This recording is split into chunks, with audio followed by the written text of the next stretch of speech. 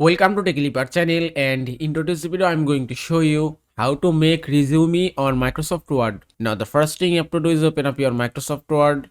Now from here just click on new option. After that here you can see so many categories and then find resume option.